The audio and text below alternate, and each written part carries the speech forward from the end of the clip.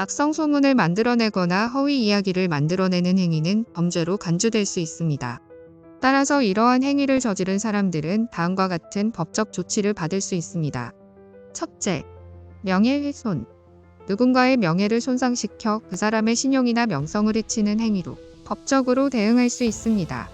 대한민국에서는 명예훼손에 대한 책임을 지게 되면 법적으로 손해배상을 해야 할 수도 있습니다. 명예훼손에 대한 형량은 두 가지로 나뉩니다. 공연한 명예훼손, 2년 이하의 징역 또는 2천만 원 이하의 벌금. 비공연한 명예훼손, 1년 이하의 징역 또는 1천만 원 이하의 벌금. 둘째, 모욕죄. 누군가를 비하하거나 욕하거나 모욕하는 행위로 법적으로 대응할 수 있습니다. 대한민국에서는 모욕죄에 해당하는 경우에는 벌금이나 징역 등의 처벌을 받을 수 있습니다. 모욕죄에 대한 형량은 두 가지로 나뉩니다. 공연한 모욕, 2년 이하의 징역 또는 2천만 원 이하의 벌금. 비공연한 모욕, 1년 이하의 징역 또는 1천만 원 이하의 벌금.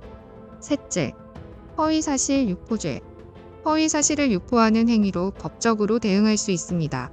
대한민국에서는 허위사실 유포죄에 해당하는 경우에는 벌금이나 징역 등의 처벌을 받을 수 있습니다.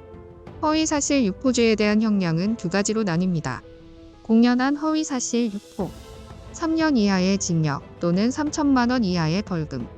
비공연한 허위사실 유포, 2년 이하의 징역 또는 2천만 원 이하의 벌금. 넷째, 사생활 침해. 누군가의 사생활을 침해하는 행위로 법적으로 대응할 수 있습니다. 대한민국에서는 사생활 침해에 해당하는 경우에는 벌금이나 징역 등의 처벌을 받을 수 있습니다. 사생활 침해 죄에 대한 형량은 두 가지로 나뉩니다.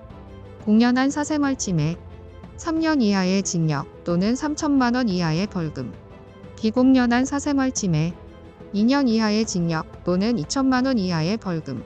그리고 개인정보 도용 또는 타인에게 개인정보를 무단으로 발설하는 경우 대한민국에서는 개인정보보호법 등 법령에 따라 다음과 같은 형량이 부과될 수 있습니다. 첫째, 개인정보 도용.